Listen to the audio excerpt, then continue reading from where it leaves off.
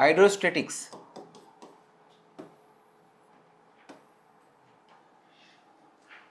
है ना, fluid at rest, ये अपने को सीखना है, ठीक है।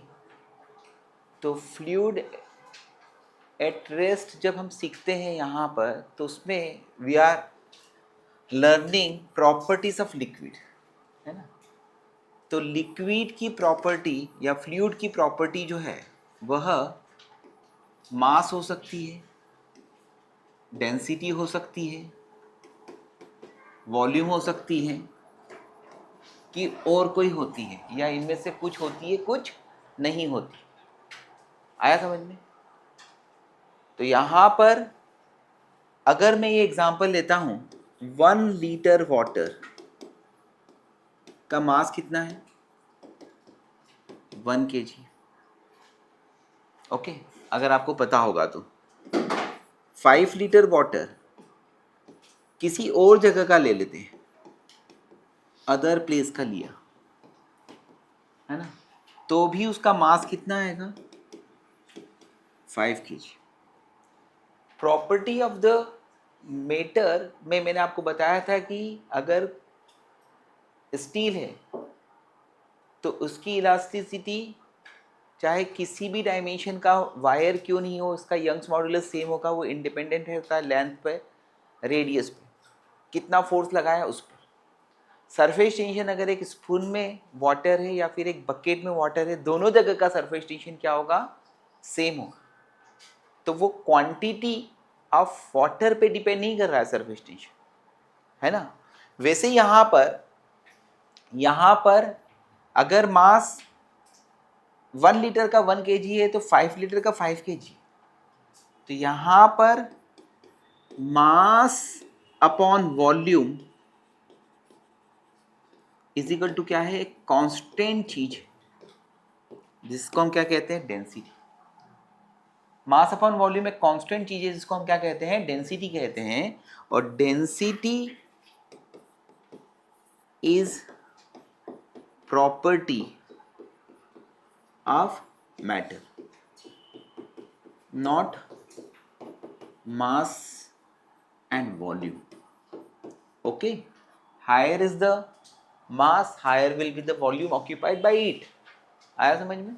But density is a unique physical quantity and it describe the property of matter. तो one thing is what is density. तो density को मैंने इस तरह से बताया कि density is equal to formula क्या होता है? Mass upon volume, and it is the unique property of matter. आया समझ? अब उसके बाद में हम समझता है डेंसिटी क्या होता है। तो डेंसिटी इज गिवन बाय रो, है ना। और डेंसिटी के लिए फॉर्मूला क्या है बेटा? मास अपॉन वॉल्यूम आया। इसकी यूनिट क्या आई बेटा? केजी पर मीटर क्यूब और ग्राम पर सेंटीमीटर क्यूब। ओके, तो this is the density 1 kg upon 1 metre cube को अगर हम कन्वर्ट करते हैं तो it will be what? 1000 gram upon 10 to the power 2 का cube centimetre cube. So it will be 1/1000 gram पर सेंटीमीटर क्यूब। इसमें इंपॉर्टेंट चीज क्या है? इसमें क्वेश्चंस क्या क्या आते हैं, ठीक है। तो इसके लिए हमारे पास में जो क्वेश्चंस अवेलेबल रहेंगे वो कैसे अवेलेबल रहेंगे? ठीक, तो अगर हम अलग अलग ऑब्जेक्ट्स को मिलाते हैं और उससे जो मटेरियल बनता है, जो लिक्विड बनता है, उसकी डेंसिटी क्या होगी? इसके पहले हम लोग एक काम और करते हैं, हम लोग स्पेसिफिक डेंसिटी के बारे में बात करते हैं, है ना। इसको एक और वर्ड से बोला जाता है रिलेटिव डेंसिटी, है ना, या स्पेसिफिक ग्रेविटी भी बोलते हैं कभी कभी इसको। आया समझ में? तो डेंसिटी ये एक ब्लॉक है ना, एट T डिग्री सेंटीग्रेड। ठीक, तो इसकी स्पेसिफिक डेंसिटी को मैं ऐसे रो से भी बता सकता हूँ, लेकिन यहाँ पे मैं एस से डिनोट कर रहा हूँ। तो specific density is S. S is equal to क्या होता है, स्पेसिफिक डेंसिटी या relative density of any material. तो वो क्या होगा, density of material divided by density of water at 4 degree centigrade. ये किसी भी टेम्परेचर पर हो सकता है एट T डिग्री सेंटीग्रेड। तो this is the ratio of density of two objects. One is the density of the object whose specific density is to be determined divided by density of water at 4 degree centigrade, divided by density of water at 4 degree centigrade। ठीक है, ये क्या है, unitless. ये क्या है, unitless. आया समझ में। Density of water at 4 degree centigrade क्या होता है, 1000 kg पर मीटर क्यूब या फिर 1 ग्राम पर सेंटीमीटर क्यूब। आया समझ। तो जैसे अगर मेरे को बोला जाता है कि डेंसिटी ऑफ रबर, कौन सी, स्पेसिफिक डेंसिटी ऑफ रबर कर देता हूँ, स्पेसिफिक डेंसिटी ऑफ रबर कर देता हूँ, एस ऑफ रबर ये दिया है 7.2। तो डेंसिटी ऑफ रबर किसके बराबर आएगा पता है, specific density of rubber into density of water, है ना। ये यूनिटलेस होता है तो 7.2 इंटू 1000 यानी 7200 kg पर मीटर क्यूब, kg पर मीटर क्यूब। तो this is very simple concept, already 8, 9, 10th standard में हम लोग इसको पढ़ चुके हैं, इसमें कोई भी डिफिकल्टी नहीं है। हाँ, लेकिन जेई में और स्पेशली नीट पे इस पे 2 टाइप की कंसेप्ट को समझना बहुत जरूरी है ना, क्योंकि इस टाइप के क्वेश्चन जो है वो वहां पर देखने को मिल सकते हैं आपको। ठीक, तो इसमें अगर हम यहां पर दोस्तों अब हम निकालते हैं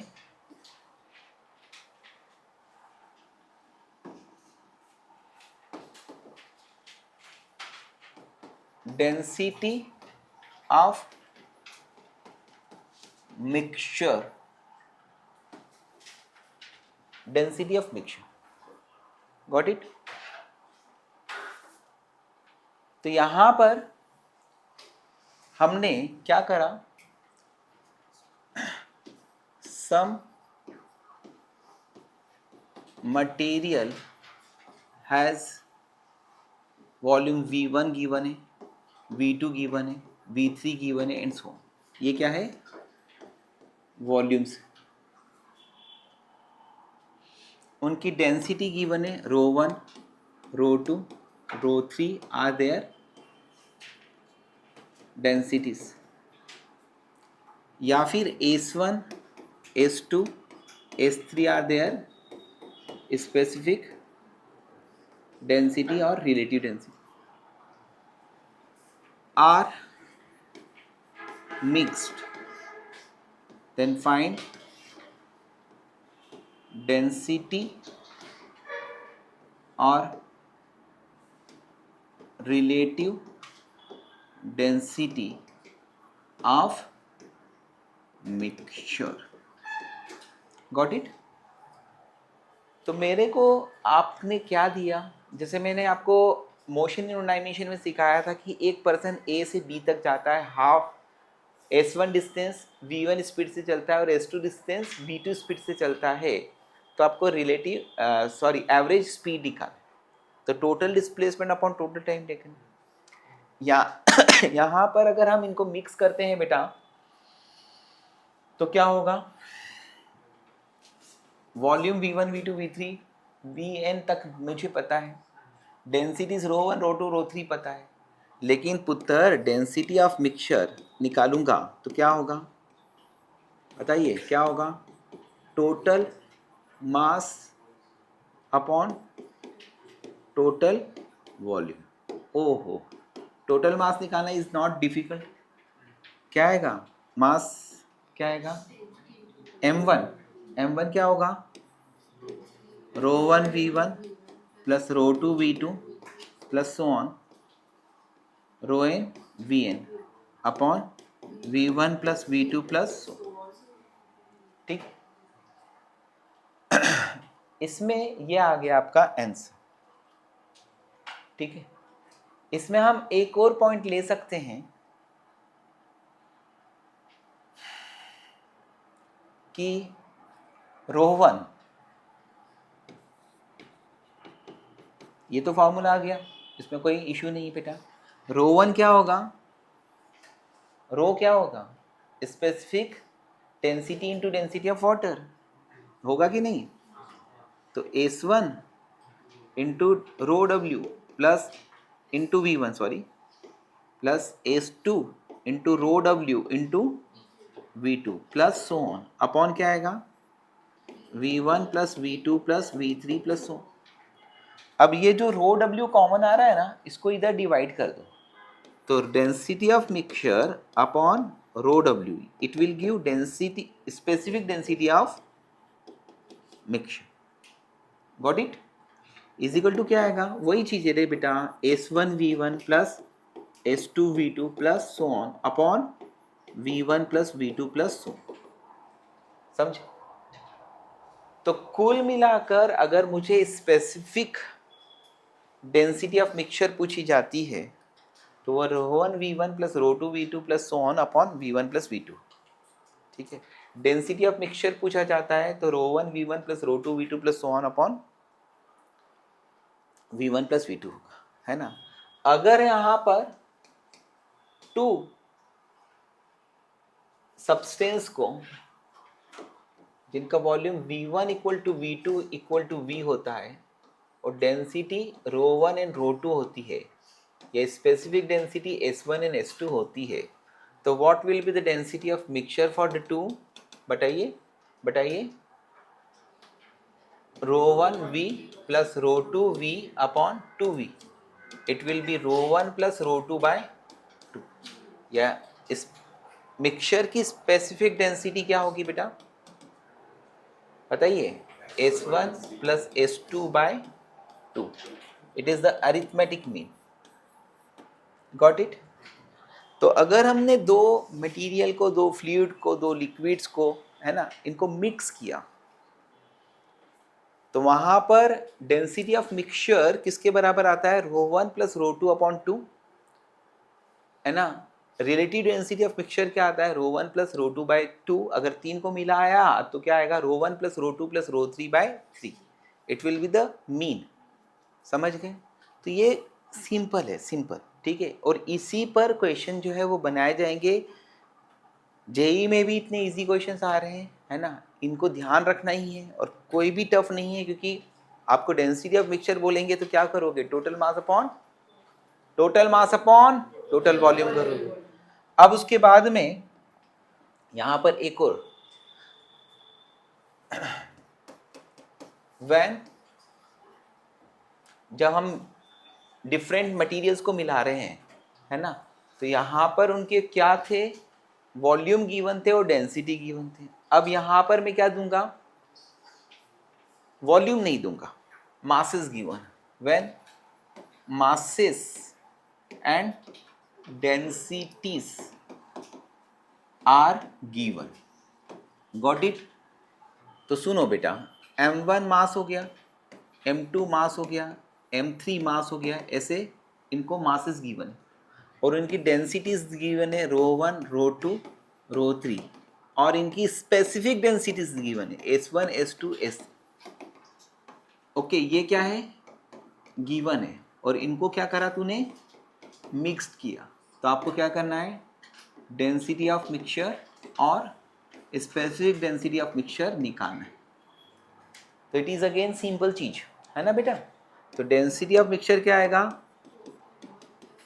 यहाँ पर तो बहुत ही ईजी है, m1 plus m2 plus so on upon v1 plus v2 plus so on, v1 plus v2 plus so on. अब तुझे क्या दिया है बेटा, m1 प्लस m2 प्लस ये दिया v1, volume is equal to क्या होगा, मास अपॉन डेंसिटी, यानी m अपॉन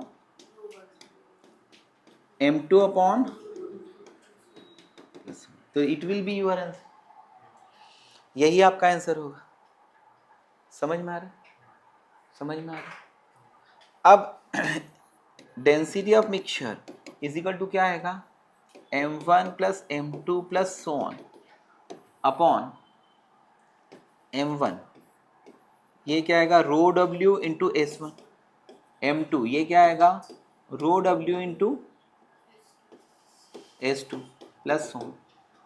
समझा, रो w एलसीएम कॉमन है आगे, वो ऊपर पहुंच जाएगा, ऊपर जाकर फिर इधर पहुंच जाएगा।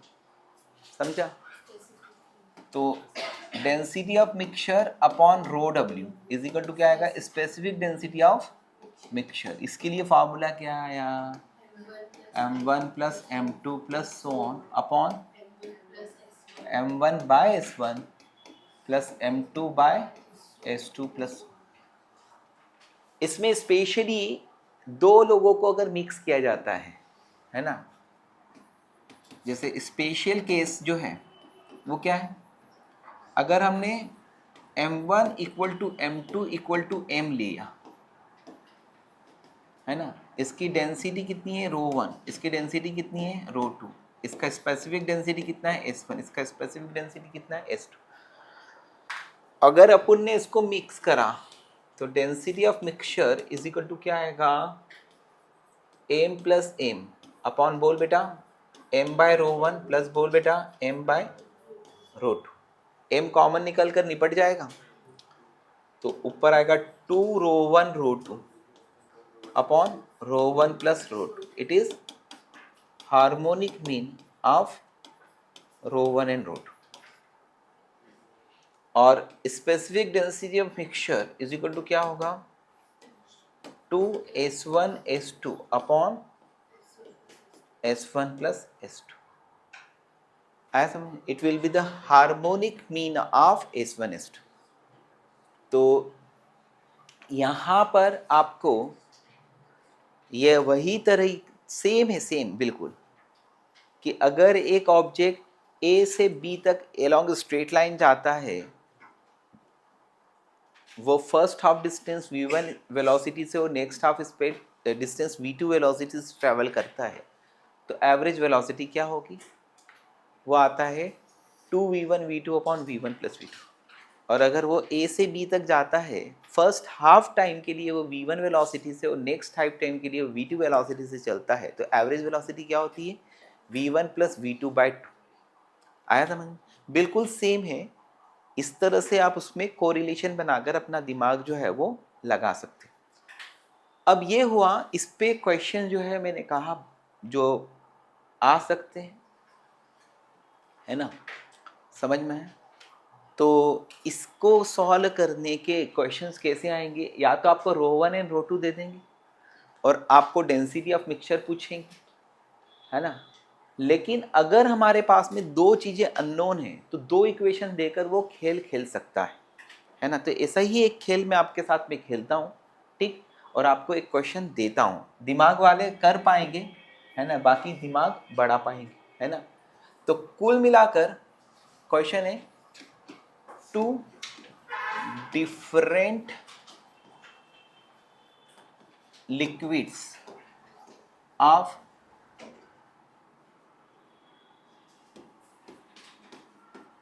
equal volumes, two different liquids of equal volumes are mixed together, then specific density of mixture is, specific density of mixture is 8। Now the same liquids but having same mass, वो के वही दोनों लिक्विड हैं, लेकिन अब उनके क्या करें, दोनों के मासेस सेम रखें, यानी पहले का भी मास सेम, दूसरे का भी mass same, are mixed, then specific density of mixture is 6. Find specific density of each. ये जो दोनों मिला रहे हैं ना, उसमें एक की स्पेसिफिक डेंसिटी S1 होगी, दूसरे की स्पेसिफिक डेंसिटी S2 होगी, तो आपको हर एक की स्पेसिफिक डेंसिटी निकालनी। समझ गया? ओके, ट्राई करिए। स्पीड स्लो है आप लोगों की। ये क्वेश्चन कितने लोगों ने लिख लिया? ओके, ये वेदांती तूने नहीं लिखा था क्वेश्चन? ठीक है।